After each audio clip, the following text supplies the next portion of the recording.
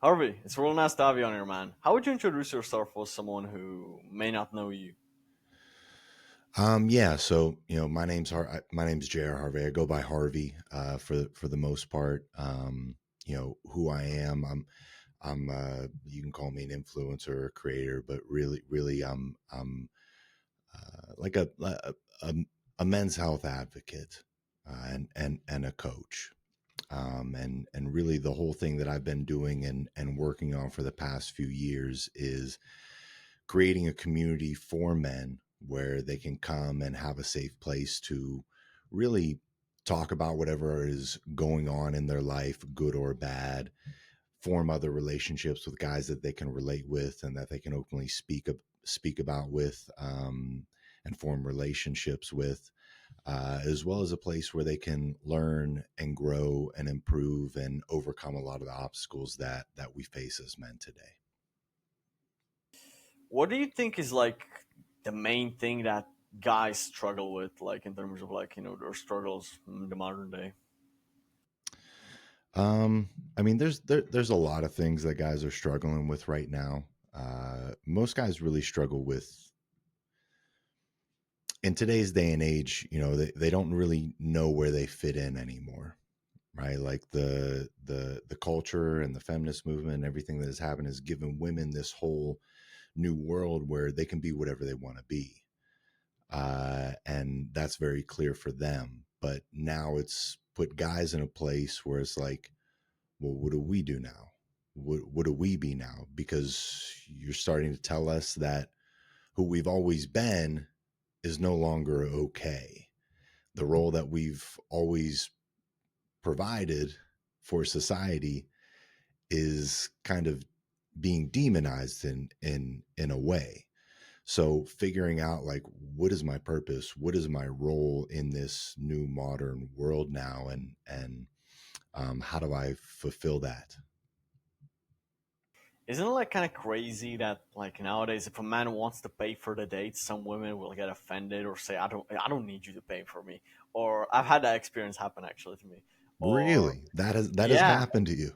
the girl, I was like, I already paid, right? That's why I was going to the toilet. I already like paid, and so we can leave. She was like, so let's pay. So I was like, I already paid, and she was like, kind of upset actually. She was like, I didn't ask you to pay, and I didn't need you to pay. And I never saw her after that. So like, I was kind of like, I kind of regret that, but like that was the. She had like green hair, and she was like that type of girl. She was a red flag already, but I decided to, you know what? Let's give her a chance. Let's see. Maybe the green hair is not, but she also had a nose piercing and already. I should have like been more careful because the girl was already speaking about her ex on the first day, etc. And I don't know why I thought of that. That was like half a year ago. But that experience was kind of funny because she actually like was pissed off that I paid for the date. But I do agree with you that I think that a lot of hold on a second. Let me ask you this: do you think that 50-50 relationships make the woman truly happy? Fulfilled. What do you mean by 50-50? Like they split all the bills and all of that. I see no issues with that. I think there's a lot of nuance to this. I think there's a lot of, different types of relationships and dynamics that can come into play. I think that that's possible. Like that can work. I do see that existing and working when it comes to like splitting the financial responsibilities of the household and the relationship. I think that's very possible. Now, what I don't think works is when the woman is put in a position to lead the relationship in all the other areas of life, right? Where it's like a dynamic where she's making all the decisions as far as the relationship goes, like where you're going to live, what house you're going to buy, how much money you're going to spend on everything, where you, how you're going to raise your children, the really end game big life decisions. I don't think that works so well in my experience myself, as well as the experience of hundreds of guys that I've talked to and worked with over the past years. Why do you think women are not really good in that position? Like, I can agree with that. I'm not gonna lie. Like, I feel like I'm just gonna give my quick take on it. I do believe that maybe it's because women kind of like make radical decisions and based off of their emotions. Like, what's your opinion on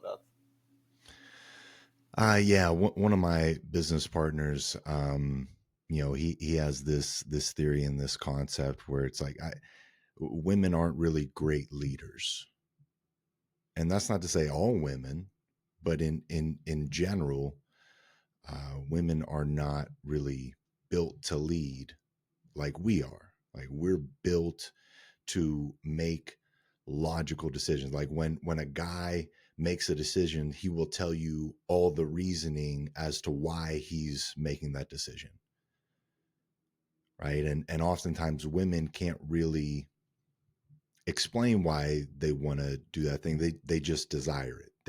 I want to do this. I want to go on this trip. I want to buy this thing. I want to do this. And in your thought process of like the emotions taking control of the decision making, that is what, and that can happen with men too. Like men aren't invulnerable to that. They're just more logic based in the way we think and we plan things. Like we're oftentimes playing a game of chess while maybe they're playing a game of checkers. They're looking for the short term wins and gains rather than like the long term goodness of the relationship. And you're seeing it now where men have kind of taken a step back from that in the society that we live in now. They're like, okay, you want to lead it, you want to do the thing, like go for it. If that's what's going to make you happy, like by all means, I'll step back into this role where I'm following you. But look at the state of the world right now. Suicide rates are the highest they've ever been. The prescriptions for anti-anxiety meds for women are the highest they have ever been. Like middle-aged women are now, like, I think it's up to like 1 in 4 of them is on an antidepressant or an anti-anxiety medication. You're seeing all of the foundations of society kind of fall apart in a way. So I think the proof is in the pudding there. Like that is what has happened when men relinquished that role. Does that make sense? Yeah, absolutely. And also, a lot of the times, when you look at how those relationships end, a lot of times they end actually. Usually, it's because the woman has like a side dude or paying attention to some other man in those specific relationships where she makes the big decisions. That's like a commonality I see. No, not all of them, obviously. Some of those work long term, but it's like it's like a weird combination of the two right people need to, because a feminine man and more masculine woman, and they can actually work together. But I do think that that the exception doesn't disprove the rule, and that the majority of the times women want to be led by a man they trust, and that genuinely has the best intentions for her, usually. Yeah, I think it's where hypergamy comes into play. Like I think a woman does need to respect the guy that she is with, right? He has to be better than her in certain aspects, and we have different needs as men and women. Like men, it's like we just want to be appreciated. Like respect is a hard thing to define, but I think it's really appreciation. Like we want to be appreciated by our woman, and women they want to be accepted by their man. And this they I think they also need hypergamy. Like forever, that has been in place where women desire to marry up. Women, the only way that they could kind of move up in the social status is if they married a man who was higher in status or had the potential or ability to climb the ladders of society. So I think it's obvious that women do look for that. And when it comes to the relationship dynamics, when you see a guy that is more feminine and her more masculine, and she's leading the relationship. Typically the guy is not getting the appreciation he desires, because what does she appreciates, like, him providing safety and security. Like, that's a big piece of what she'll actually appreciate out of you. And if you're not providing that, you're not fulfilling her needs in a way, and she's also not fulfilling your needs in a way. So it's kind of doomed from the beginning. I watched it in my own relationship in the beginning, where that is what it was. My wife made all of the decisions. My wife was leading our relationship. She was even making more money than me in the beginning states of the relationship, until I kind of figured out all of these things that I'm teaching and talking about now, where our relationship has done a total 180, where now she doesn't even have a job. And, every decision that is made is my decision, and really mine alone. Like, we talk about the decisions that we're going to make, and we make sure we're aligned and on the same page. But at the end of the day, it's my decision to make. And what ends up happening with the decision making is, you see this all the time, right? There's like, it's basically like a meme that will go viral every time it gets posted, talking about like how women will not take accountability, right? Like, that's a huge thing that gets played out over and over again. A lot of guys talk about it, and I think just in general, like, a weak man won't take accountability either. But it's a huge piece of leadership. And what happens oftentimes when women get thrusted in this position of leadership, it's not because they want it. It's because they feel like the only way that they can provide the safety, security aspect of their life is if they do it for themselves, because he can't do it. He can't provide this, so I have to do this. And it puts this weight, the weight of those decisions, because if things go wrong, like if it ends up not being a good decision, oftentimes what happens is, like, it's the guy's fault anyways. Like, it gets taken out on him anyways. So you're in a lose-lose if you make the decisions. Like, if you don't make the decisions and you allow her to, like, and they don't work out, it's going to be bad for you. But if you make the decisions, now you have the weight of that. Like, you have, so basically, guys, we just have to level up in our ability. Like, we have to level up in our ability to make quick, informed decisions, and have a end goal in mind that we're working to, a common goal for the relationship as far as that goes. And we're much more likely to take accountability. We're much more likely to say, that was my bad, that was my fault, rather than to blame all the other circumstances. Now, a weak man will not do that, but a good, strong man, a leader, will happily take accountability for the decisions that he makes that don't work out, because it's just a part of learning. But again, the beginning stages of shifting those roles in the relationship, that's something that the woman has to be on board with. Like, mistakes are going to be made, right? If you want him to be that man, which I think most women do, they want to see their man step up and take control and make decisions and lead their family. If he's never done that before, like I had never done that before, there are a lot of mistakes that were made along the way. She had to be on that roller coaster ride, per se, of allowing me to fail forward and figure this thing out so I could become the man that I am now.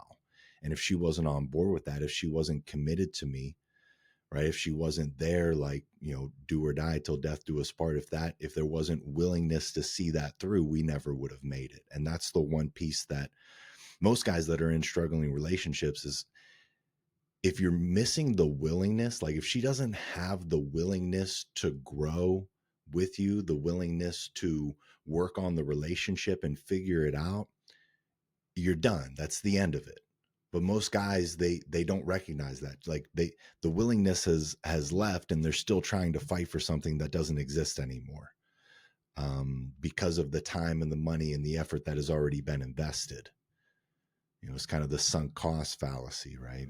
Do you think that's because of scarcity, that the majority of guys are not willing to leave a relationship even when they see it's coming to an end, when they see less interest? Is because they don't want to be lonely, so it's like they want to have at least someone, even though they know they're not good for them? Do you think that that's like a lot of often the reason why? Yeah, it's a scarcity mindset for sure. It's rooted in fear, right? The fear of being alone, and that's why it's so important to really.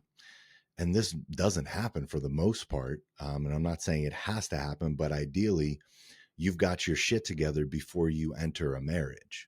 Like you've figured out who you are and what you're doing with your life so that you could bring a woman into that. Like that's what we have to offer. Like we have ourselves and our success and our purpose and our passions that we can bring her into. And if you don't have any of that, what are you bringing her into? Like why are you trying to be in a relationship? It's because you're trying to fill the void of not having that. Right? You're trying to get the external validation from her to make you feel better about yourself not doing shit with your life.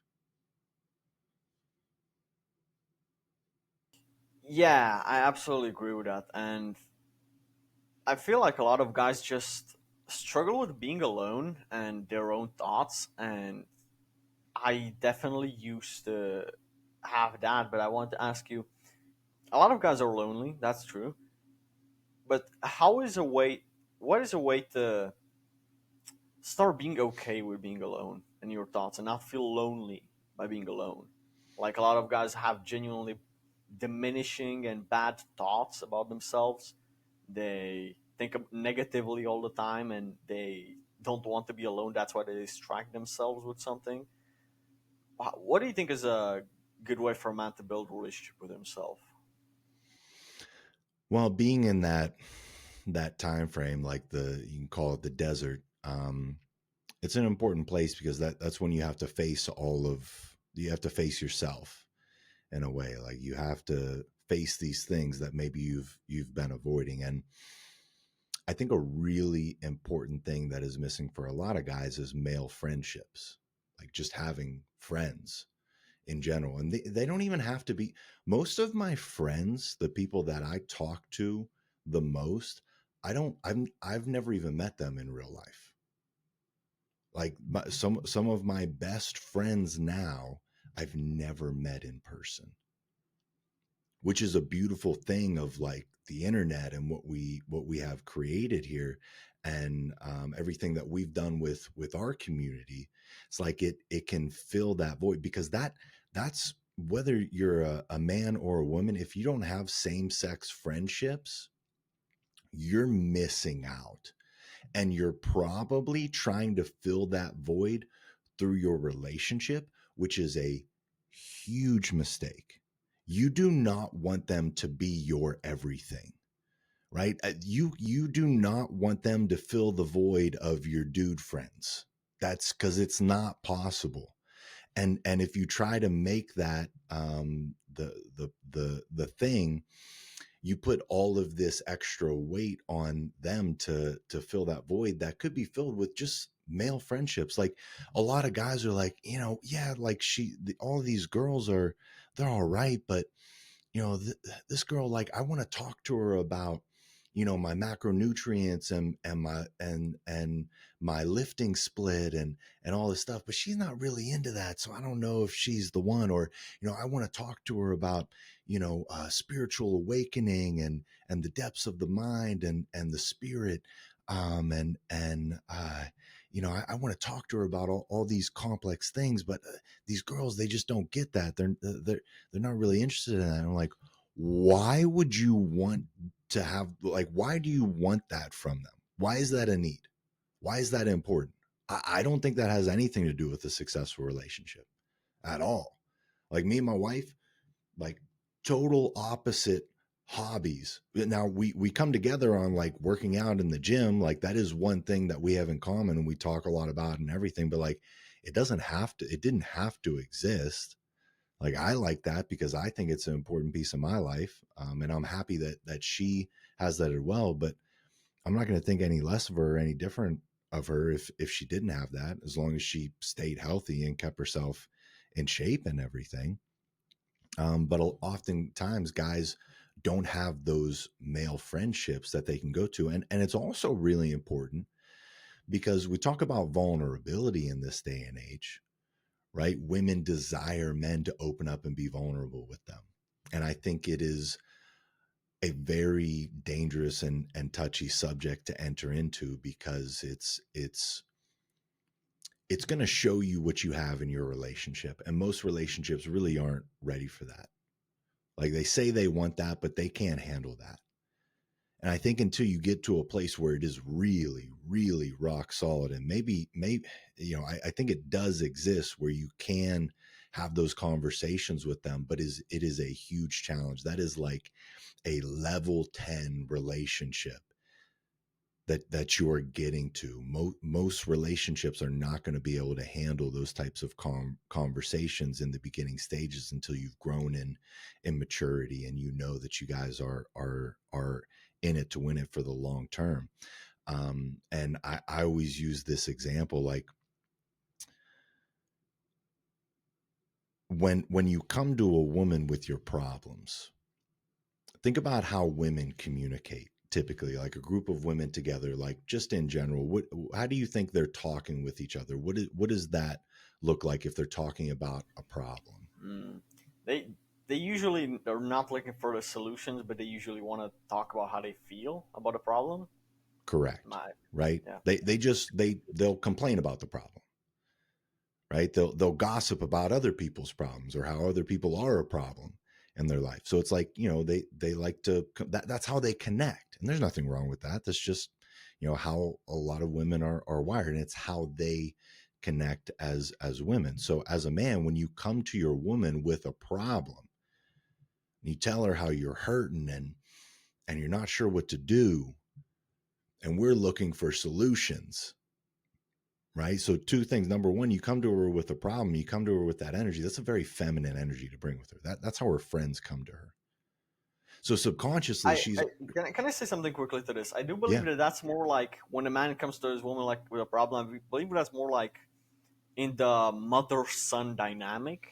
Like she's going to her like, "Mom, please, like, what do I do now?" Instead of like the father daughter. These two dynamics. I don't know if you've heard about them, sure. but Mm-hmm. I feel like this puts the man more in the son and mother dynamic when he tries to look for solutions from his woman. No, yeah, it's a good point. It's a good point to be. I think that is a piece of it as well, right? Where she feels like now she's mothering you. You hear women talk about it all the time. I don't want to be your mom, right? So that is a piece of it. So immediately, like subconsciously, whether they know it or not, they're immediately losing attraction for you, because they're seeing you as, as a child, like as they're seeing themselves as a mother, or they're seeing you as one of their girlfriends now, like, because that's the energy you're bringing to them. Honestly, like that's what will happen. And then the other piece of it is, if you're asking her to solve the problem, like fulfill that mother role, now she's got to put a masculine energy on. Like now she's got to dive into this role where she's trying to solve the problem, and she's lost the safety and security in the relationship with you. So now she's got to figure out how to create it herself, and nothing good is going to happen when she enters into that role. So my advice to all men about being vulnerable is that you should come to your woman with your problems after you've already solved them, and only then.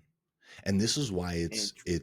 it's so crucial for men to have men, for men to have a father figure, a mentor, a coach, a group of friends, or a group of men that they can come to. Because how do we talk about problems when we get together? Like, what do?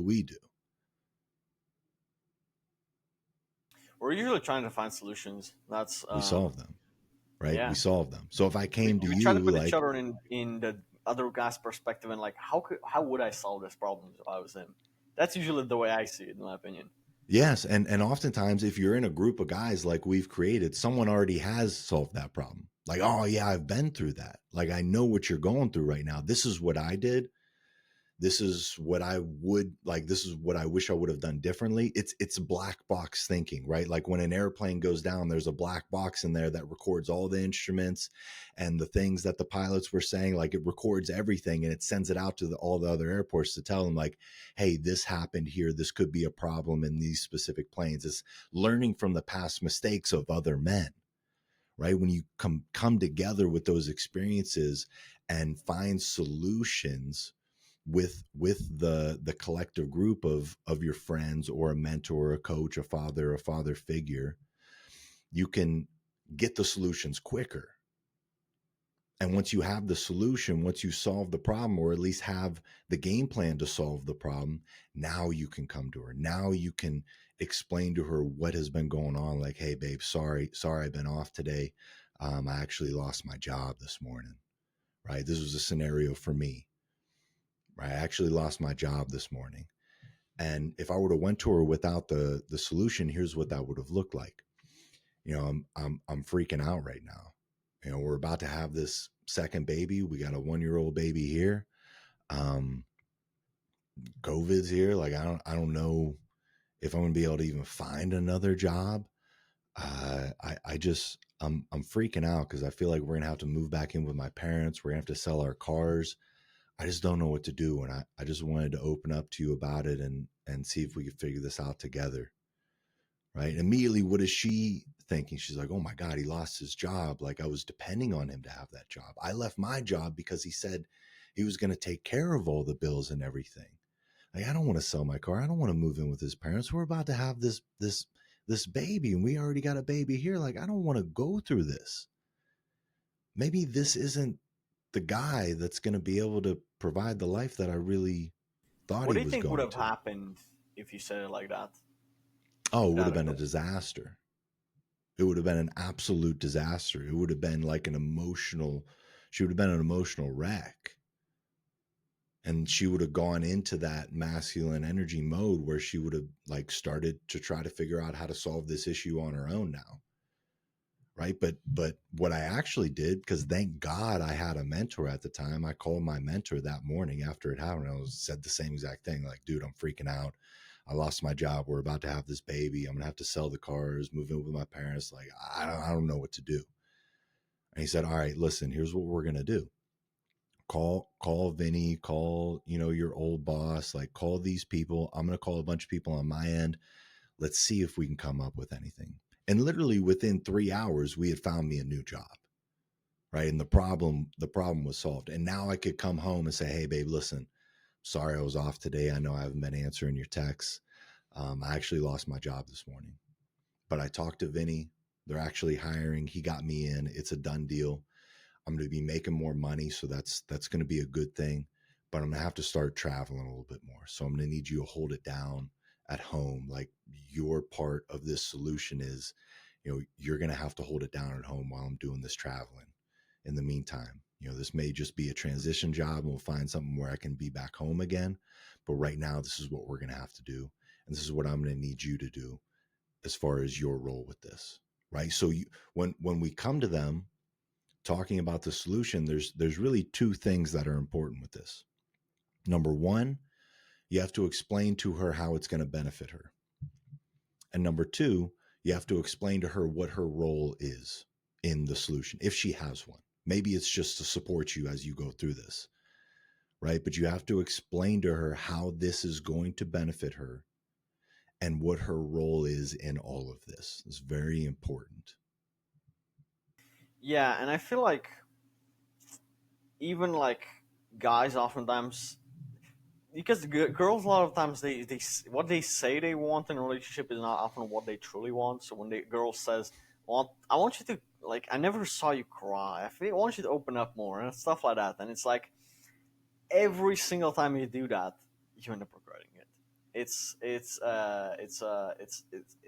like there was the one chapter in the book, The Way of the Superior Man, where Yeah. he says women are not liars, Yes. and it's basically that was her emotion. That was what she felt at the time. She didn't know that she would lose attraction for you. So it's like she didn't deceive you. She genuinely didn't know that she would lose attraction to you. So you have to be like the more like kind of like mature person here and know that she doesn't really know what will happen, but you kind of already can predict it. Don't cry in front of your woman over something. Maybe if it's your father dying, maybe that can be an exception. I'm not sure really. Okay, but really like every single time I've done that when I was younger, that was a terrible mistake. So that's in my opinion one of the worst mistakes that a man can do is actually like not think, they just blindly follow what the woman says and not think what will it result in. And yeah, that's what do you think about this? Yeah, I mean, I think that like you probably should like I wouldn't ugly cry in front of my wife, like oh god, oh my god, like I wouldn't, I think it's okay to cry, like, and I think it's healthy for men to cry. Like there's a lot of science that shows like it is Really? important. Yeah, there's a lot of science that shows like it is a release for us that is important for us to do. Like you feel better after you cry. Like, so it's okay to cry. Like there's nothing wrong with, some tears coming out of your eyes, but it's the victim mindset that can accompany it that is the real problem, right? It's whatever situation that you feel like is destroying your life or attacking you or you're not going to be able to overcome is the real problem there. It's the mindset that you have. Like there's nothing wrong with crying. I think it's actually a very healthy thing to do. I cry, like I see stuff that makes me cry all the time since I've had children. Like I will cry just like watching a random TV show or a movie. Now I'm like, damn, that got to me. But it's a piece of, it's like we can't throw that away because then we're closing off a side of us. We're closing off our hearts.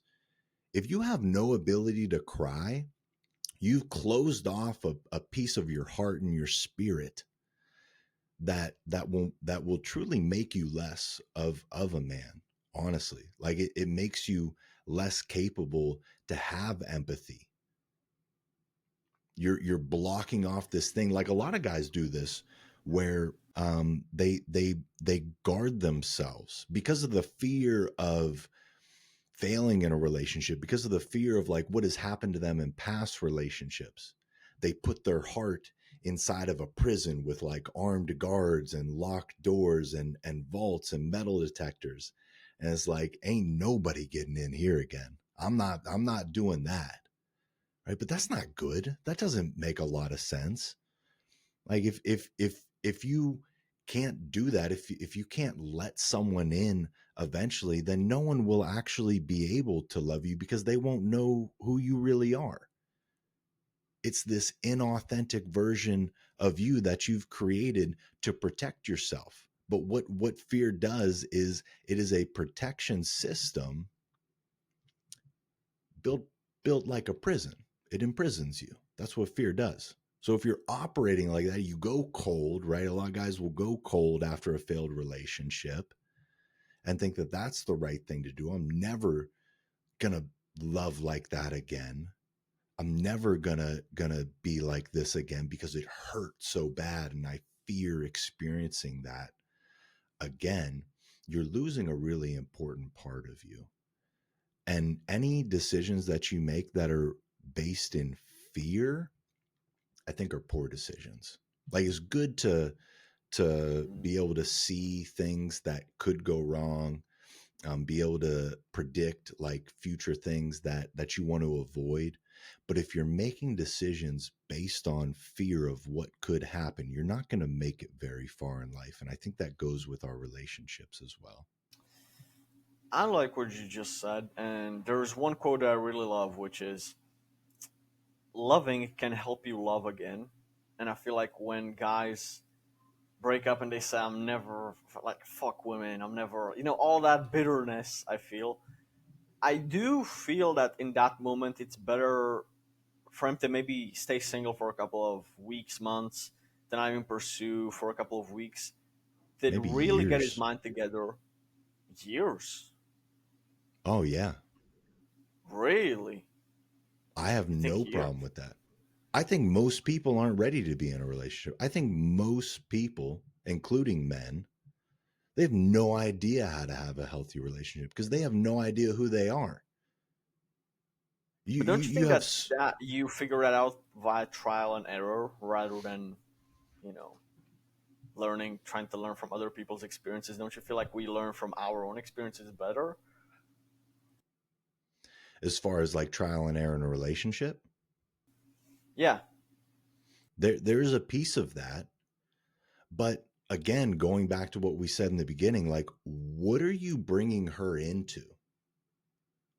Like what have you built? What have you done? What have you done to really earn like the type of woman that you really desire? Like what do you have? Most men have nothing because they've never been taught how to do any of this stuff. They've never been taught how to take a deep reflective look at ourselves, how to go back and fight these demons of our past, how to rewire our belief system so that we're not constantly sabotaging our lives and our relationships. Like you have to know who you are and where you're heading before you bring someone along for the ride.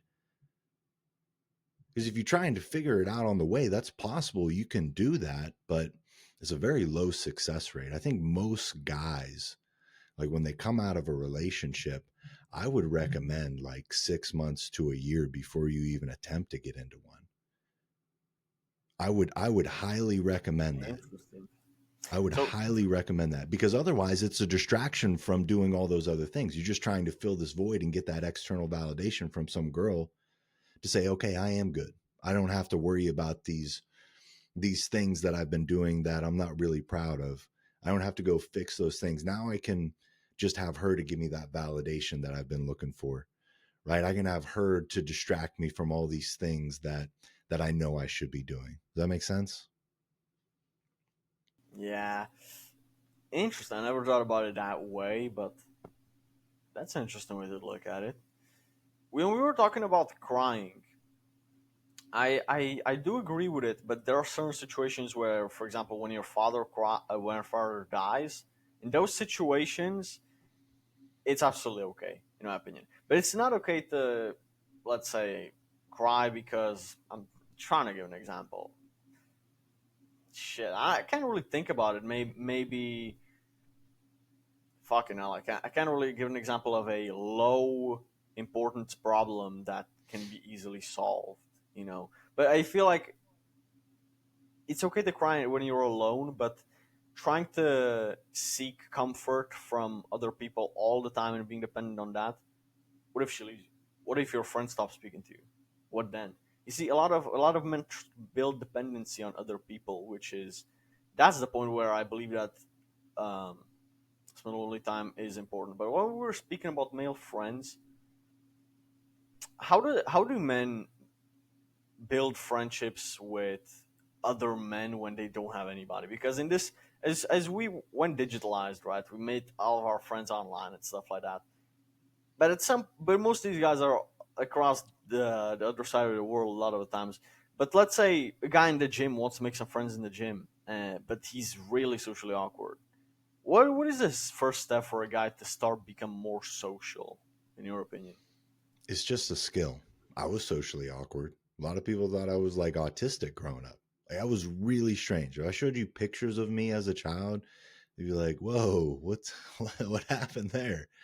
Like, geez, oh man, like I was really strange, and I didn't really have a lot of friends for most of my life, and friends would kind of come and go. I didn't have stable relationships, but at the end of the day, it's a skill, just like anything else. It's a skill issue, right? If you want to be more social, how do you be more social? Well, you go practice the skill, right? You go practice introducing yourself to people. You start by just saying hi to people in the gym, like, hey, what's up, man?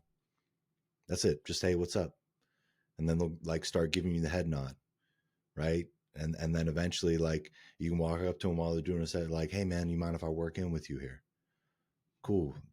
What's your name? I'm Harvey. Oh, nice, man. You from around here? Like it is really just a skill set It's people skills is what it is, and there's plenty of books about that. Like there's a book by Les Giblin, like it's just called People Skills. It's like 40 pages long. It's the building blocks of everything, how to win friends and influence people. There's so many books out there, and probably YouTube videos now of guys who were socially awkward showing guys like how to not be socially awkward anymore, how to, make friends, how to, get out there into the world and do that. But the learning is in the doing for sure. You can read all the books and watch all these videos and get all this information, but you have to get out there and slowly over time build the skill. Like when my wife and I, we were in a network marketing business when we were younger for about 7 years. And what we had to do was we had to go out and network every single day. My goal was to meet and exchange phone numbers with 3 new people every single day. Right. So that's at the gym, that's at the grocery store, that's at the gas station, just random strangers like walking around in the city, For what purpose? for them to either be a customer or part of our sales team, to like recruit them for business wise. Right. Like if you go into like the malls or the stores, you'll see like people like standing in an aisle, like trying to get you to sign up for stuff. Right. It was kind of like that, but just out in the world. We were just out there. And it was really hard in the beginning. Like it sucked. It was really uncomfortable and I was not good at it. But over time, over the process of like, 3 to 5 years, which is basically how long it takes to master any skill, it's going to take 3 to 5 years. Like that, it's the 10,000 hour rule. It's applied to all these different skills. But if you work at it slowly but surely and consistently over time, like you're going to develop the skill to a point where, we met about 3,000 people in a few years. We exchanged phone numbers with about 3,000 people in just a few years and made connections and contacts all over this city that we didn't live in and we knew no one in. So it really is just a skill set. And if your intention is pure and just to make a friend, it's way easier. I'll tell you that. We make friends with ease now. Like it is no problem. I could walk up to strangers all over the place and exchange phone numbers and make friends. Like it's easy to me now, but only because I worked on that skill for, 5+ years.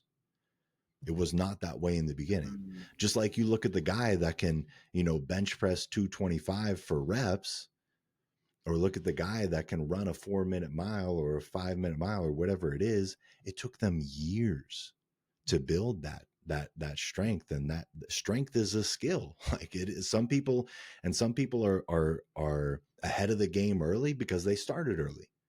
Some people aren't socially awkward because their parents weren't socially awkward and they had a great example to look at. Right? They just modeled the example of their parents. Like my kids, they are the least shy people you will ever meet in your life. We walk into the gym, they're waving to everybody, hey, and the people that work there, they're like, the girls are here, and then we go in, they're making friends, they're playing with people. Like they are not that way at all because we overcame those battles for them already, and we're modeling the example. We've got to overcome more battles in our life and create a better example in all these other areas. But like that is a thing that is no problem anymore, and neither me nor my wife were good at that. Like we were both engineers, socially awkward people.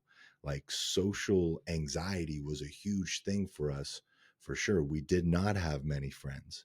So I say to anybody who has that issue, if you want to change it, you're going to have to change, right? Like learn what has to be done, like get the knowledge, but go out there and apply it.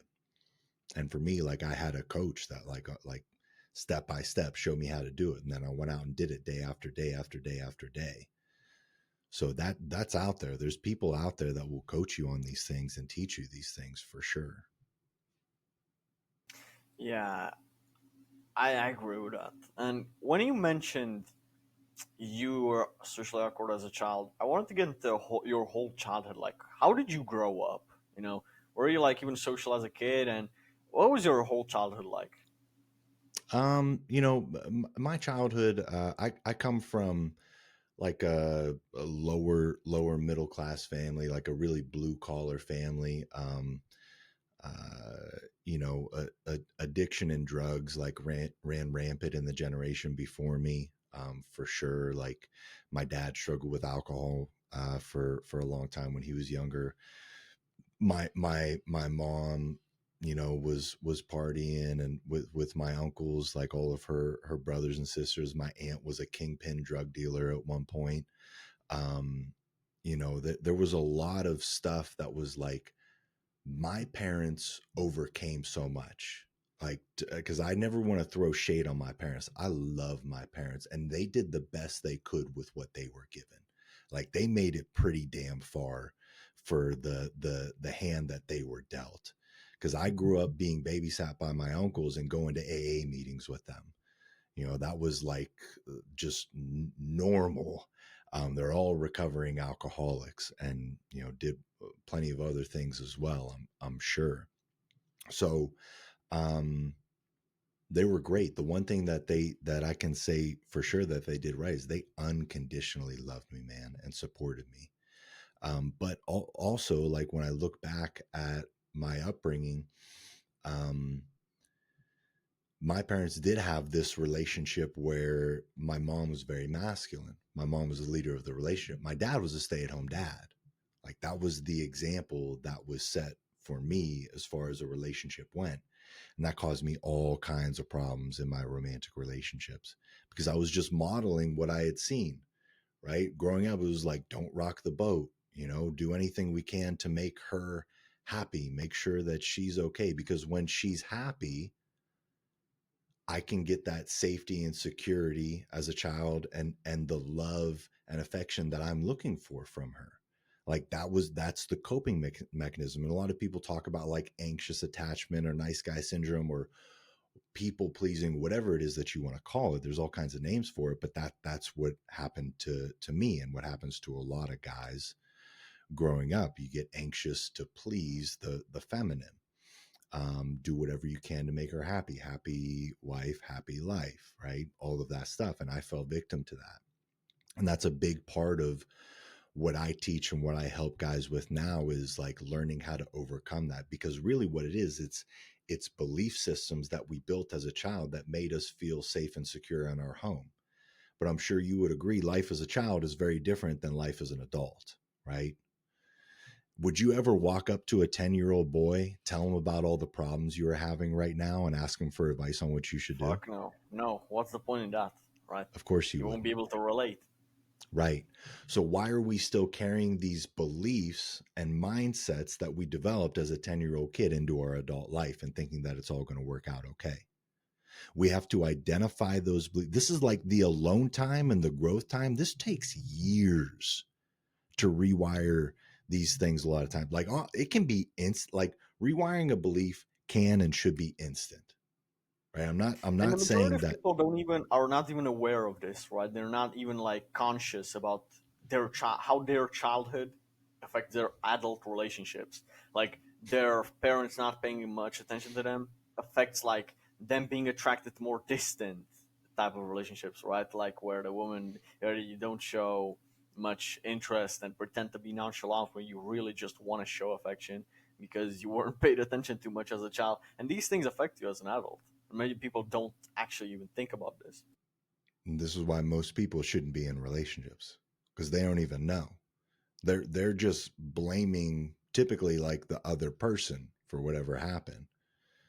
Right? They're just looking at them like, oh well, I did everything right as far as I know. Like I couldn't have done anything better, so like it's their fault in some way. You know, like Mm. most people aren't aware of how their childhood has affected them. Like most men are just hurting boys on the inside, wearing some type of mask, trying to be what everyone else says that they should be to get that validation that they're good, instead of going in and doing this deep work and reflection of like, man, how has this affected me? Like, what am I? What are my beliefs and what are the things that are stopping me from really achieving the type of life that I desire? from achieving the type of success in my finances, in my career, in my business, in my relationship, in my health, in my spirituality. Like, why am I not reaching those levels? And typically it's because of these beliefs that we developed as a child, these beliefs and these coping mechanisms and poor habits that are stopping us from really leveling up and moving forward. Yeah, I do agree with it. So I want to ask you, what were your relationships like when you were young? Let's say maybe in high school, maybe in college, or I don't know if like how is the school system in America? Like you have high school, then you have college. Both are like 4 years, right? If I'm not mistaken. Typically, Yeah. yeah. So like I don't know, when did you start like maybe having your first girlfriend, and how were your relationships in the beginning when you were young? Yeah, my first relationship wasn't until I was like 18 years old, because I was overweight and socially awkward up until that point. And the only thing I fixed at that point in my life was I finally like lost a bunch of weight. I finally started working out and running and lifting weights and like getting my body right, right? So I could be like more presentable and attractive and have a little bit more confidence in myself. But I was still that same kid underneath all that. Like nothing had really changed, honestly. I just looked different. And now everyone expected me to be this person that I really wasn't. But I tried to live up to those people's expectation because I was looking for that validation. I didn't have friends. I didn't have girls that were interested in me before that. So now that I was getting it, was like, okay, what do I do to keep getting this? How do I keep being this person that they want me to be, rather than doing that, like asking the question, like, who do I want to be? Like, what do I want my life? Like, what type of man do I want to be? I was really geared towards being whatever person got the most attention and affection, like attention from girls primarily, right? So like I became a gym rat, in that time period, in that next 4 years after I turned 18. Like I was a gym rat. I was partying all the time. I was a drug dealer. Like I went down this path, um really because that's what was getting me the like attention that I desired from friends. Like I was making tons of friends. Like everybody likes the drug dealer that's partying and like always hooking people up with weed or whatever it is that we had at the time, right? And girls are attracted to the bad boys as well, and there's a reason for that. Like the bad boys they don't care, right? They don't care what other people think of them. They don't give a fuck. And like I made this transition, like this really extreme transition from like nice guy people pleaser to bad boy, and it worked. Like that's when I met my wife. My wife met me when I was a drug dealer. And um what I talk about with my guys a lot is that there's this commonality that we need to come to, right? There's bad boys and nice guys, and neither one of them are right. And the problem with the nice guys is they do everything wrong, but they have pure intentions. They have big hearts. Like their intentions are very pure. They don't want to do anyone harm. They only want good things for them, for other people, Yeah. really. How many And times have you heard a girl say he was so nice, but and then that's why she cheated or broke up or whatever? yeah, it's because they do everything wrong, right? Their intentions are great, but the execution of things is poor. Where the bad boys, the execution is on point. Like they do a lot of the things that you should do as a good man, right? Like they aren't worried about what other people think about them, right? They are bold. They are taking risks. They are, saying like being direct and being abrasive and standing up for themselves and doing all of these things in the correct way, but they have poor intentions. Like the bad boy like does not care about other people. Like he really really doesn't care he's very selfish, and that is childlike behavior in a way as well. So we have to find this intermingling of like, okay, we have to keep that for the nice guys, we have to keep that pure heart, those pure intentions, but learn how to execute in a different way with those. Right. And for the bad boys, like we got to open up your hearts, dude. Like you are selfish. Like you are no good to anybody. You aren't a good man. Like you aren't a strong man. You're a piece of shit, and you're hurting everyone around you. If you think that's what strong men do, you're wrong. Like you're totally wrong. So like for the nice guys, I often tell them, we talk about like, look at all the successful men in the past era. Like you look at, you look at Michael Jordan and Kobe Bryant and Tom Brady and Steve Jobs and Jeff Bezos and Elon Musk. Nobody in society looks at those guys and says, "Oh, those are really nice guys." Nobody says that, and nobody thinks that, right? Oftentimes, they're saying things, well, like, I don't really like the things he says. I don't like the way he talks to his teammates. I don't like the way he treats his employees. Like, I just don't like the way he does things for whatever reason. They would kind of even see like a lot of them as assholes, they would call them. But every man I talk to would look at those men and desire the success that they've had in their lives. So there are things that they are doing that are correct. So we need to take those things that they are doing and executing on and implement them into your life with this pure heart that you have. And when you can do that, that's the good man. Like that's the spirit and the game plan as far as like becoming that good, strong leader, that good, strong man that will, do things to benefit himself, that will also benefit everyone around him. Because the better you are, the more successful you are as a man who has a pure heart and wants to help and benefit. The more you have, the more you'll be able to help. But they get so confused by this. They're like, no, no, no, I need to sacrifice myself to help other people. But it limits your capability to help others. Like you can only do so much. You can only do so much with that. And you're not going to do nearly as much as you could if you learn how to execute and become more and have more. So it's a tough, you really have to get across to the people pleasers, the anxiously attached, the nice guys, whatever you want to call it. You have to get across to them how what they are doing is actually hurting people. Right? Them making Yeah. those sacrifices when no one even asks them to do that, them doing these poor behaviors with good intentions is actually hurting people. And when they realize that, there can be like a flip of the switch in their mind, like, oh, I don't want that. Like the last thing they want to do is hurt somebody.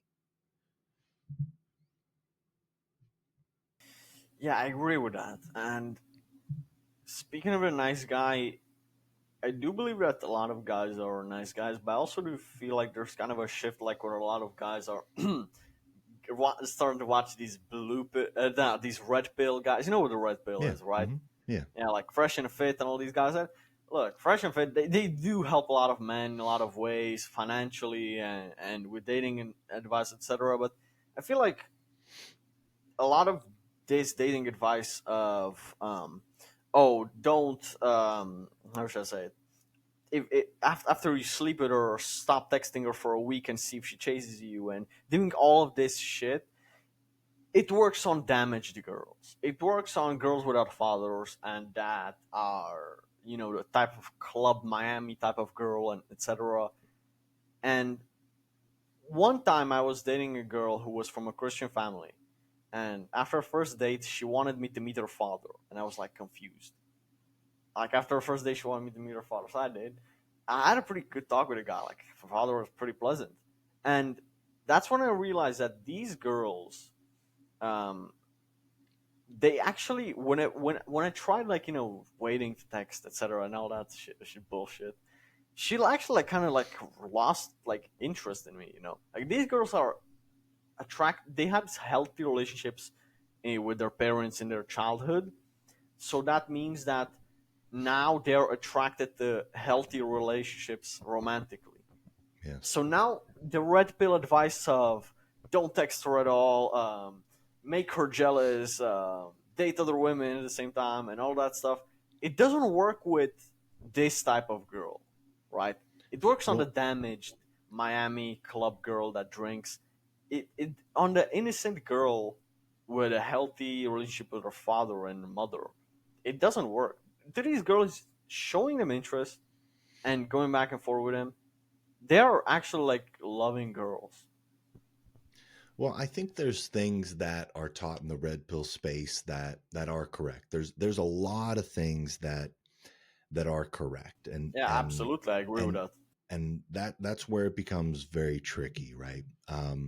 But what I will say is, here's the only thing you need to do whenever you're looking to take advice from anybody on anything. What's the fruit on the tree? Like, what do they have? Do they have a healthy long-term relationship or marriage? Is that what you, because if that's what you want, which I think most of us do, like we want a long-term monogamous relationship and a marriage, like that's kind of what we're striving to achieve, whether it's a marriage or just like a long-term relationship in general that you can commit to each other for a lifetime. Like, do those people have that?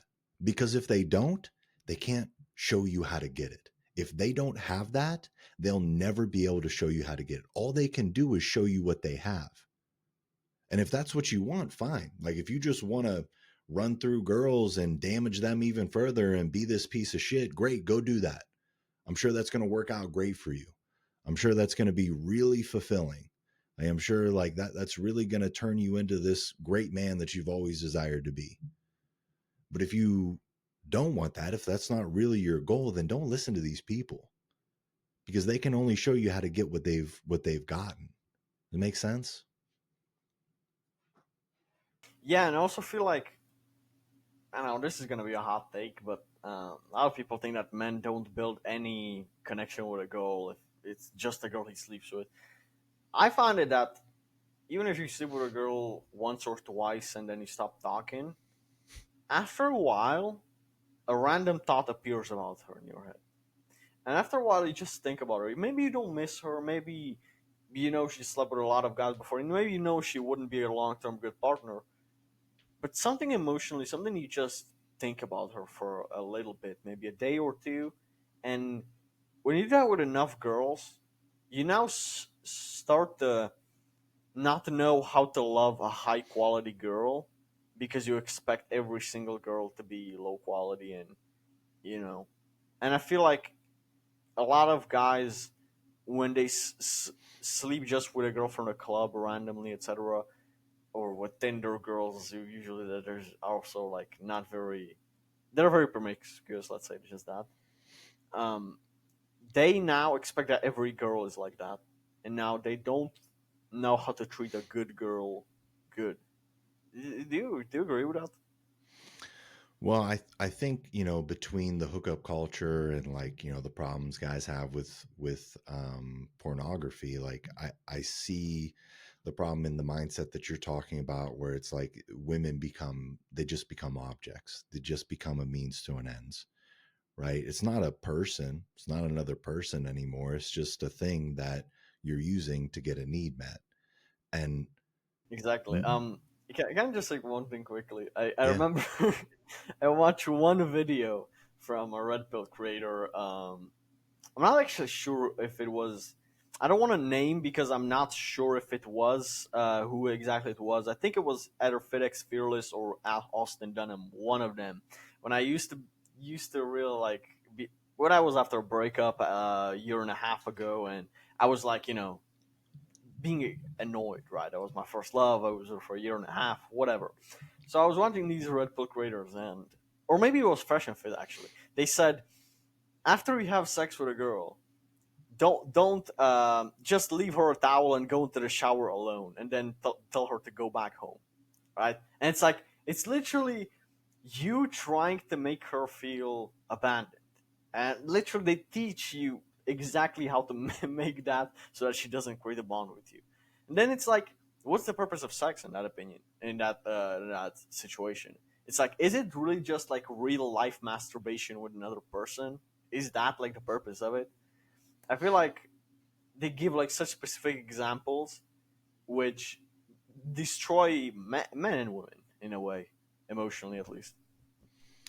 Well, newsflash, like you using people like objects, that's what psychopaths do. As literally the definition of a psychopath. So like Interesting. you can implement these behaviors and do these things and say that, oh well, I'm not like that, like I'm a good person, I'm a good guy, but like, okay, you kind of are what you do. Like your behaviors really show a lot about who you are and your character. So like if you're doing that, um that's who you are, that's who you're becoming over time. Like you're completely losing empathy for the opposite sex altogether, and a lot of times, demonizing them and acting like they're all just pure evil beings that will suck the life out of men and destroy their lives, when that isn't the case. Like, yes, those women are out there, they exist. I've made plenty of videos about them and studied the cases. It's really messed up, but there's messed up guys out there too, and I would include guys that do that. Like, that's messed up. Like, you think girls need to have a low body count, or they're bad mates, or whatever it is your ideal is, but you're the one out there like racking up their body counts and damaging them further. Like, what? How does that make any sense? I don't understand. You promote to guys that, they need to stop watching porn, but you own a company that literally works with OnlyFans girls and DMs all the guys. Like, are you here to help the guys, or are you hurting them? Like, there's so many of these oxymorons that exist within that space, because a lot of times these are like bad boys. These are really selfish guys that really only care about themselves. And I'm not saying all of them. I think there are good guys that are actually helping men and have a good heart in place, and they just don't want to see them get taken advantage of, like they've been taken advantage of. That's really important to understand, that all girls just aren't these innocent fairies that will do no wrong. Like, we have to dispel that in our minds. We have to be aware of the damage that they can do to us, and aware of what an unhealthy woman can bring into your life. But you know that whole movement is it can be very dangerous for guys to get trapped into, because it does cause you to close off your heart completely. It does cause you to start viewing Mm. them as objects, or just evil things that you don't want any part of. And I think that's a very subjective view on relationships and women in general, that I don't see true in my life. My wife's incredible. Like, and she's not just this mythical being that is a one-off creature that, no one else can be. And we're not special in any way. We've just done the work, and anybody can do that. I definitely agree with the fact that a lot of guys have requirements for girls, which is it's just good to have standards, absolutely. But then they don't look at themselves like, okay, but what would that type of girl like actually want? Because would she want a guy with herpes that slept with 150 women, and now that's an example, right? A lot of these red pill guys that actually don't say this stuff, right? The STIs, STDs, etc. Like, this is the stuff that they don't disclose about this stuff, right? Um, but yeah, like, maybe take a look internally, right? Um, because I'm not gonna lie, man, attracting a low quality girl is not really that hard. You just need to have a maybe. You don't even need to have a six pack, to be honest. A lot of these girls like genuinely fuck with potheads, etc. And it's like the high quality girl that you so desire has higher standards. But I wanted to ask you, what do you think are like some standards that men should have for a long term partner in a girl? let's say a girl that they actually want to stay with long term? Like how do you recognize that this is a woman that you want to spend a lot the rest of your life with, for example? Hmm. Yeah, I think it really comes into being in alignment with a few things, right? Like we talked about earlier, like they don't have to fill that role of like your male best friend. They don't have to love all the hobbies. They don't have to be into anime and, want to play video games with you and play sports with you and watch sports with you. Like they don't need to do all that stuff, right? What is really important, I think there's some foundational pieces that you need to be aligned on, right? You need to be aligned on finances, like what that looks like, how much money you're going to make, what type of lifestyle like you're going to be living. You have to be aligned on children. Do you want children? How many children do you want? How do you want to raise your children? You have to be aligned on religious beliefs, right? And really that you can get away with that for a while, but once you have children, like that's where it becomes a problem because you want to take your kids to church, but they don't. Oh, that's a pretty big problem, right? Like you want to instill these morals and values and beliefs into your child, but they don't believe in that stuff. Well, how are you going to come to an agreement on that? You're probably not going to. But at what point should he discuss this with a girl? Like, I'm not thinking that she should discuss this with a girl on the first date. Do you think? No, but when you're ready to make a commitment and enter into a relationship, what's the point of a relationship? To like kind of figure out if you guys want to do this thing forever, right? To get married or whatever it may be. So like I think these are things that need to be discussed and agreed upon. Otherwise, you could end up marrying this person, find out you're not in agreement on certain aspects that are foundations of your life, and now what do you do? Maybe you have a kid with them. Now what do you do? You're stuck with this person that you can't agree on a foundational thing that you're not going to budge on. You're not going to change. So what do you do? You're Mm, fucked. That's what you do. Like you've made a yeah. huge mistake and you have to Mm, accept that and like probably leave that relationship. But yeah, those things are really really crucial. Like just being in alignment on those things, everything else can be figured out. I do think like there's a lot of tactics and strategies you want to implement into your relationship to like continue to grow together and become closer.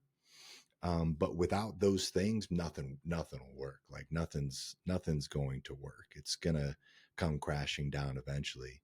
It's like building your house on a foundation of sand. It's only a matter of time before a storm comes through, and then your whole house falls apart. mm, yeah. How does a guy set boundaries from the beginning of a relationship? Well, don't agree to things that you don't agree to. We laugh at it and we think it's like, well, Mm, yeah, of course, but yeah. we all have done that, right? Like we've kind of um lowered our standards or like agreed to something where it's like, well, if it makes her happy, like I'm willing to do that. But like and that comes into play of like really knowing yourself and who you are, what your morals, what your values are, and where you're heading is like when you know that, now you can make decisions as far as like what you will do and what you will not do. Because if you don't know that, how are you supposed to make decisions? If you don't have that figured out, you can't make decisions because you have no basis to make your decisions on. It's like, okay, it's like a GPS. If you don't know where you are, but you know where you want to go, the GPS isn't going to be able to give you directions, right? If it doesn't know your current location and where you're at, you're not going to be able to type that in and get. And if you know where you are, but you don't know where you want to go, also no fucking directions coming your way. And if you don't know either, it's even worse, right? So you have to figure out who you are right now, Like what things that you are struggling with, what childhood stuff you have to overcome, what demons you have to do battle with, and then figure out who you want to become. Right? What is that version of you that you want, that you desire to be? What do you want to accomplish with this life? And when you know that, then you can make decisions that are aligned with that. Otherwise, you're just making decisions based on your emotions and whether or not it'll make other people happy or you happy. And if that's your gold star, let's do things that makes me happy. That is a path to a lot of pain in the long term. Yeah, and I also feel like, as we mentioned before, some guys get in relationships when they're genuinely not ready as a person. Why do you think some guys maybe they get maybe unambitious and like comfortable in life? Like, let's say they had this goal of getting into this career or whatever, or starting a business and doing all that stuff. They give up, but then they get a 9 to 5 that's kind of okay to make 50K a year. They're kind of happy, but they still have that goal. And now they see somebody doing the thing that they want to do. And instead of getting inspired, they completely give up and they just start hating on a guy. Start saying that, oh, he's fake. Oh, he must be a dickhead. Oh, he must this. Start hating on a person who has what he has because he gave up on himself and thinks it's too late because he's 32. You know, why do you think Indian guys give up too early in life? Well, it's 90% of people, maybe even more. Like that's the majority of the people. And it's okay to have like a 9 to 5 job and like do that whole thing if it's something you enjoy and like Yeah, you're absolutely. I'm not saying it's not okay. right. Like it's okay, but it's not okay if it's something that you hate every day and you feel like it's Groundhog's Day and you just have to go and do this thing. Like that's not a good place for a man to be, because that gives you really no purpose in your life. You have to have some passions. You have to have some things that you're going after and you're striving for. But it's really easy to get complacent because it's hard to continue growing. A lot of times their ego gets in play, like what you're talking about with the blame, the shame, the judgment. Um, famous philosopher has this line. It's like it's really difficult to think, so most people just judge. They're not thinking objectively.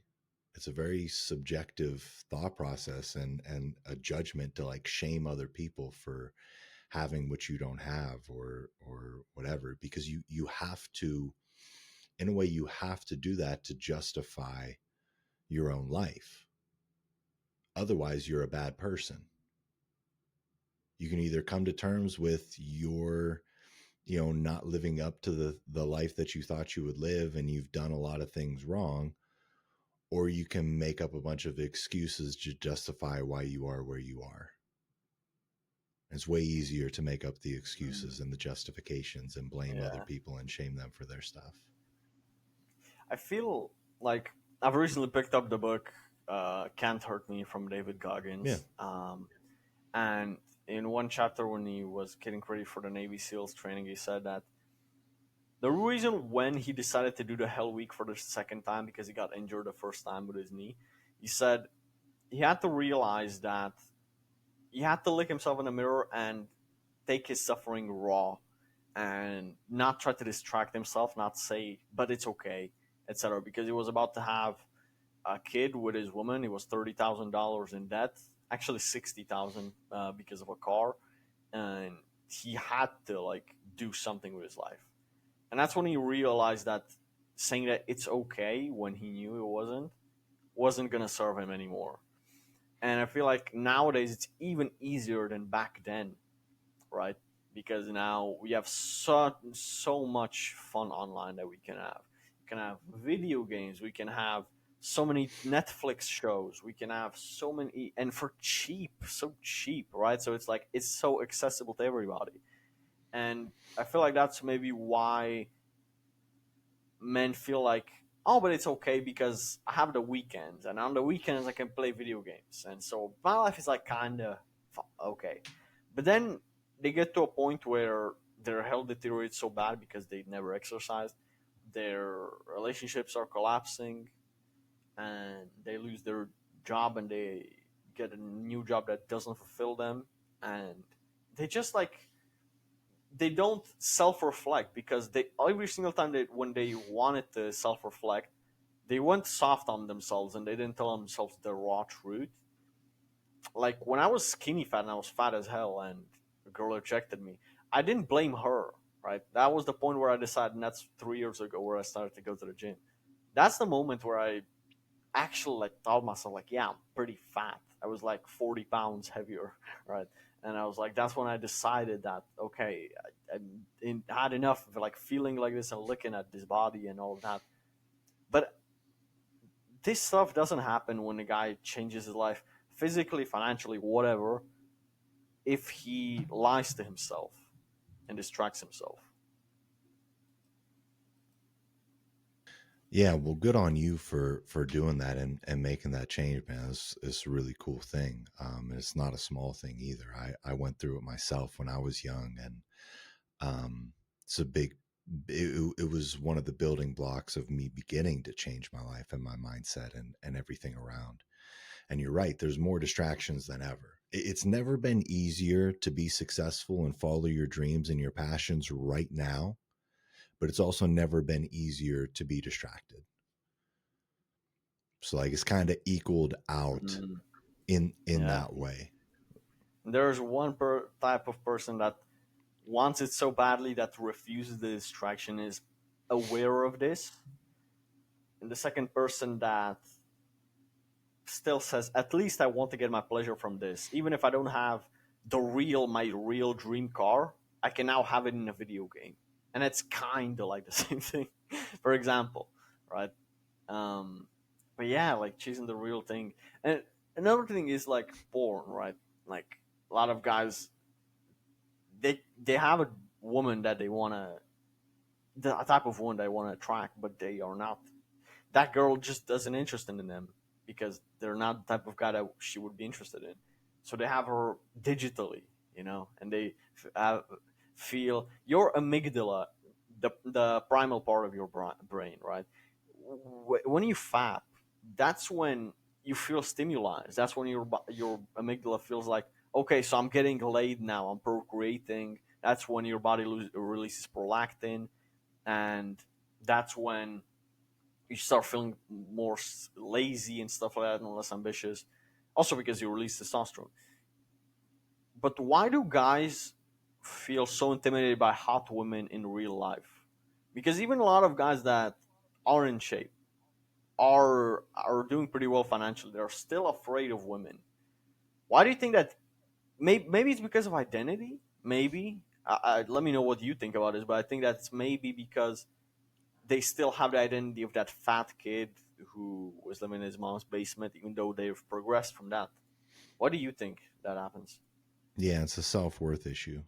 Because it doesn't matter what you got on the outside. You can have money, you can have be very fit, right? And a lot of people think those are the pinnacles of masculinity nowadays, right? You do that and all your problems go away. That's bullshit. Look at all there's tons of examples of guys who are very wealthy that hate their lives, that are very unsatisfied with their lives, and all kinds of problems have come their way, and they do end up getting divorced and losing half their money, like almost all of them.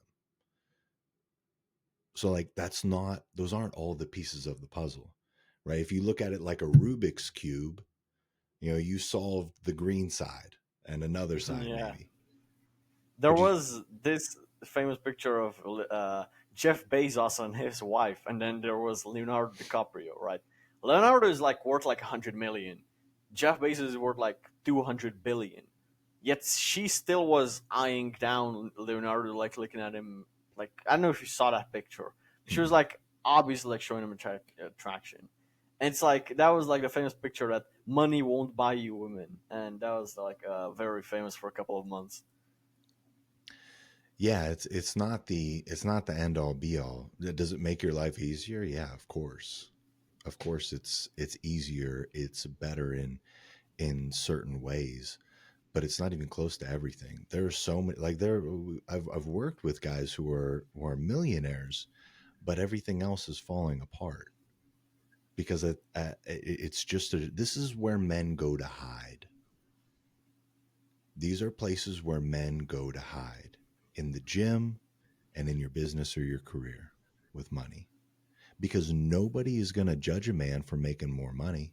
Nobody's going to judge a man for getting in better shape and being super fit. Quite the opposite, actually. People are probably going to look at that guy and admire him. People are probably Mm. going to look at that guy and respect him immediately. People are going to look at that guy and even envy him for like what he has. But you don't know what's on the inside. Like, you don't know what he thinks of himself. You don't know why he's so driven to do that. It's probably because he's using those things as a distraction from all the other problems that he has in his life Yo, that he's Harvey, you not keep willing to face. cutting up. Okay, I think it's okay now. That's good.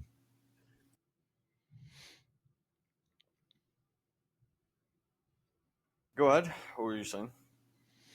Oh, I think it probably recorded it. Like, normally if it cuts out, it's good on both Yeah, ends. hopefully. Um, Yeah. Okay. but basically, like, this is where these are a couple places where men go to hide.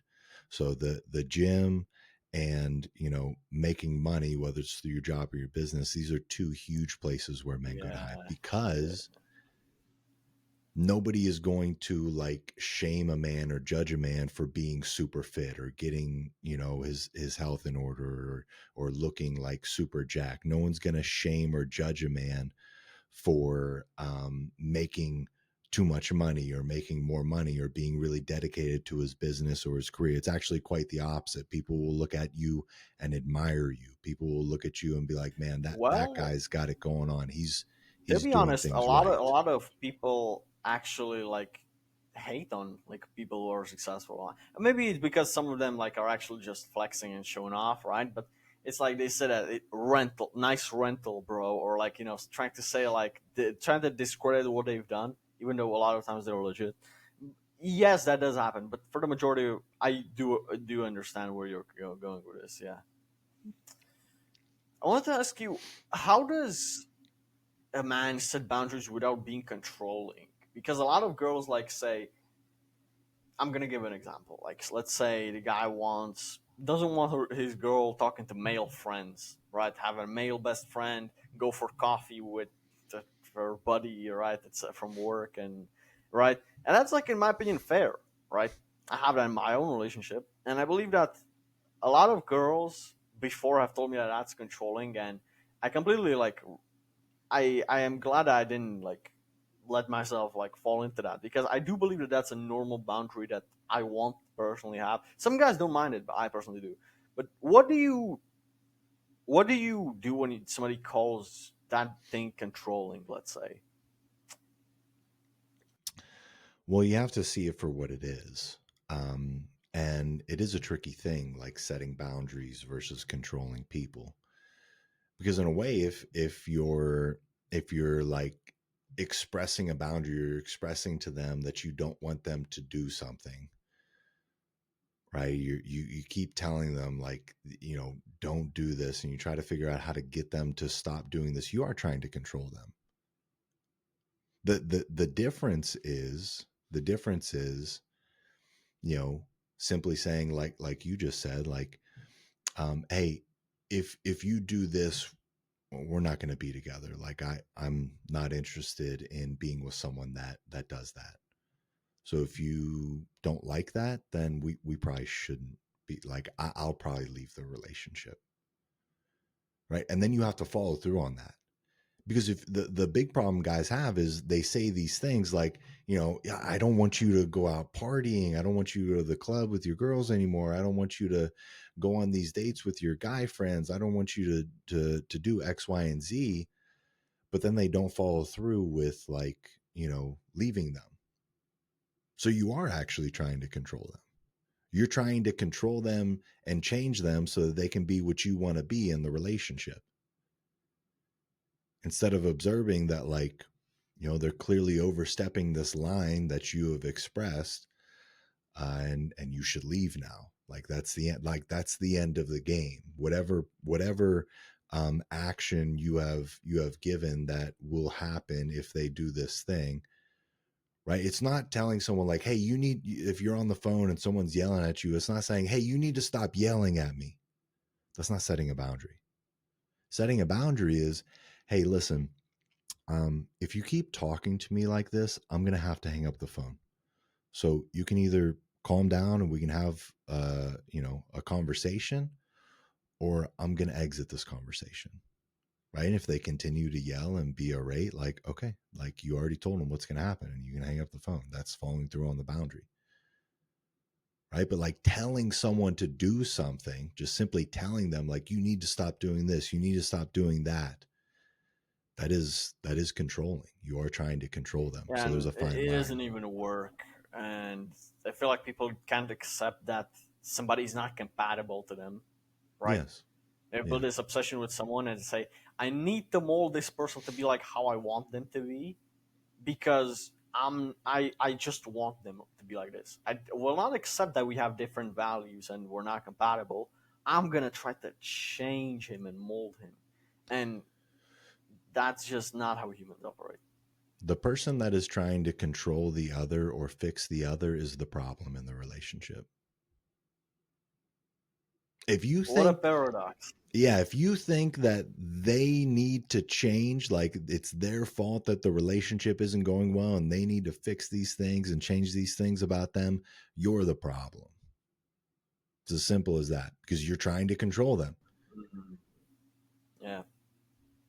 And a lot of guys even like struggle with detaching or breaking up with a girl when he has a reason to, like genuinely. Like some I never understood a guy that would genuinely forgive a girl for cheating on him, for example. That's like something I will never understand. I will never be able to relate to that. But why do some guys struggle with detaching from a girl and not keep their words on this is my boundary, if you cross it we're over, and then they don't? And they do that multiple times, and then the girl loses respect for him, so she crosses any boundary because Mhm. she sees that nothing will happen, right?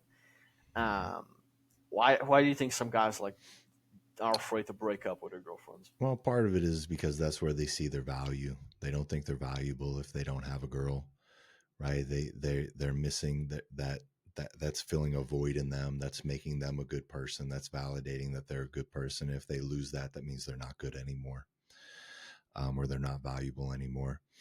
And the other part of it is like a sunk cost fallacy type of thing, where it's like, the gambler is like, I've already lost $20,000, right? But it only makes sense that I keep going to try and fix this, right? Is you've invested so much time and money and energy into this relationship that you become delusional that if you leave, you've lost all that. No, you've already lost all that. Why does it make sense to continue to invest into something that's hurting you? Right? Why does it make sense to keep doubling down on these bets when you know you're losing? It doesn't make sense. It doesn't make sense at all. But we make these justifications because we don't want to accept that that was all a loss. We want to think that it's just like part of the journey. It's like, no, that was just the struggle, but there's this light at the end of the tunnel that's coming. I'm going to hit big on this next one, or she's going to finally change and see my way. After a while, like once she sees how much I love her, once she sees how much I've sacrificed her, once she finally sees like how great of a guy that I am, she'll finally change. That's what happens. We Yeah, become yeah, delusional. changing people never works really, and not just even in relationships, but even like with family and friends, etc. Like, or like changing someone just doesn't work. Honestly, if a person wants to be who they want to be, they will find a way. Trust me, they will find a way. Like even parents trying to change their son who's already like 17, 18. it, if he doesn't want to go to college and his parents genuinely are trying to force him, maybe he will go, but he won't try as hard. Or if he thinks that it's meaningless, maybe he will tell them, "Yeah, I applied for school and he didn't apply." Right? Maybe he'll lie to them, which honestly, I can't blame him for it, right? It's like that's not a path he wants to take in his life.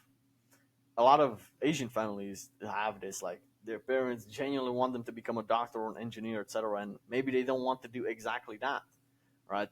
Uh, and I just don't think that changing people works. Find out if you can accept them how they are, and if you can't, maybe detach yourself from that person. Stop being in such scarcity. A lot of, and I've had this for the longest period of my life, right? I it just Out of my friends from middle school who were influencing me pretty badly, even from high school, who were making me like smoke with them, etc. And I was like, I genuinely don't want to do this, but I put that cigarette in my mouth just because I was in the group, right? And then weed too. And then I realized, okay, this is actually not what I want to do. I actually want to take fitness seriously. I actually want to keep my lungs healthy. I actually want to keep my cardiovascular health healthy, right? So it's for the gym. So for fitness, that's something that fulfills me. Smoking doesn't involve that. They're trying to force me into that. I don't want to do that. So detaching yourself from people in general, not just women, is pretty important. Well, yeah, and it's important, like you said, you found like a goal and a vision for the future, and it helped you make decisions because those things were no longer in alignment with like your new goals and this new vision for who you wanted to be. So now you can make a better decision. But without that, if you didn't have that, you would have kept making the same decisions. Yeah. I want to get into some rapid fire questions before we wrap up. Okay, Ready? I'm ready. So, do you have haters? Sure, I think anyone who achieves like a certain level of success will have haters. Yes, I think it's a sign that you're doing something right. What do they say? What can they say? Even They'll call me a misogynist. They'll that's mainly it. hmm. I don't even think they say that crazy stuff to call you misogynist at all.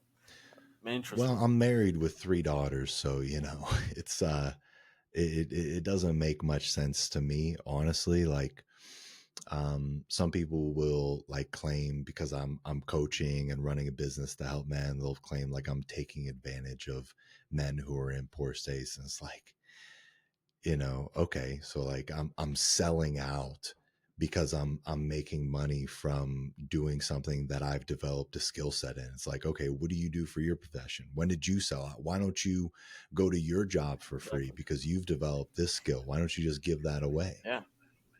And you found something that you can help people with, so you offer them something that can help them genuinely. I don't find anything wrong with that. What What's the best advice you've been given?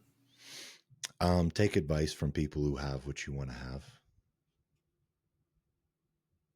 Mm, amazing advice. What's the worst advice somebody has given you? Um, Happy wife, happy life. Mm. What's Do you have a quote, a favorite quote that stuck in your mind? Maybe. Mm, Favorite quote. I don't think I do per se. Um, yeah, there's I there is one that I really like that I go back to a lot. It's not the it's not the chosen few that succeed; it's the few that choose. Amazing. Is failure a bad thing? It's a painful thing, but it's a teacher. The only way we can learn is through our failures and other people's failures. So in the long run, it's of course a good thing.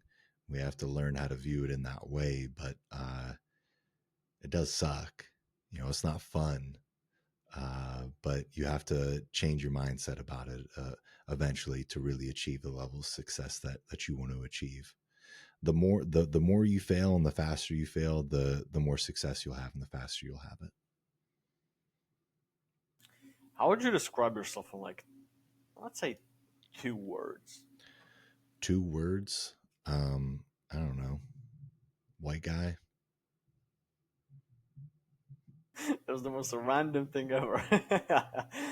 uh, if you could have a conversation with your 17-year-old self, what would you tell him? Um, yeah, I go back and like a lot of people will talk about stuff like this. I don't like to really even think about that, honestly.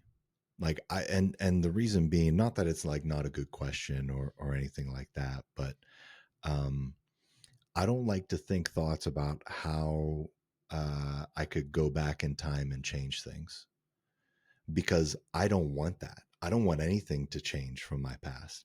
Every bad thing that happened to me needed to happen to me for me to become the person that I am right now and enjoy the life that I have right now, as well as create the vision for the future that I'm really excited about. So if I could go back and have a conversation with my 17-year-old self, I wouldn't, because I would probably fuck up what I've got right now. Yeah, interesting.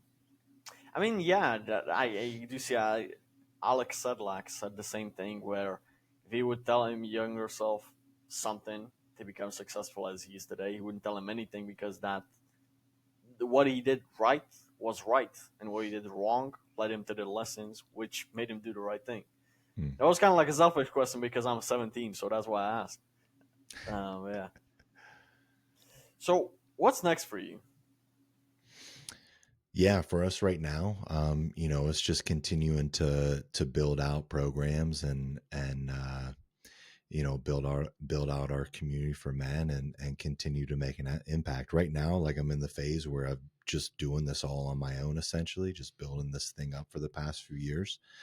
But the next step is to start building leaders within our group, right? So we can really start making a bigger impact and have exponential growth in a way, because I can't help everybody. I can't reach everybody.